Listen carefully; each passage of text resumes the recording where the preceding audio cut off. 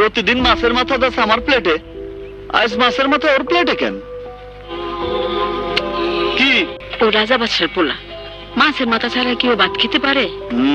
খারাপ, তোরে আমি একটা বড় টুকরা দিতেছি। দরকার নাই, আমি অন্য টুকরা খাবো না। ঠিক আছে মানিক, মাছের মাথাটা না হয় তুমি। আরে তোমার সাহস তো কম না? আমার মা নিজের হাতে তোমার প্লেটে উঠাই দিছে, আর সেটা তুমি আমার প্লেটে দিতেছো। যা দিছে চুপচাপ করে খাও, আমি আজ মাছই খাবো না। আজ খাই উঠবা যান, কালকা 2টা মাছের মাথা রান্ধুম নে। বড়টা তোর লেগা আর ছোটটা ওর লেগা। কে? এইটা কি তোর নতুন পোলা? মায়ের কাছে সব পোলাই তার নিজের সন্তানের মতো।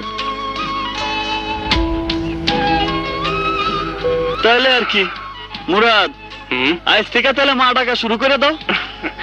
সে তো প্রথম দিন থেকেই ডাকছি। তাই তো কই, এত খাতির কেন?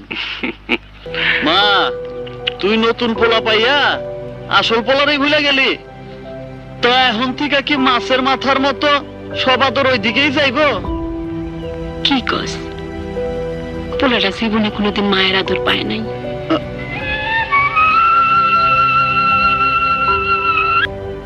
তোমার যতদিন ইচ্ছা তুমি এখানে থাকো, কোন শালা তোমারে কিছু কইলে খালি আমারে কইবা, ময়রা একেবারে নকশা ফাটাই ফেলাবো।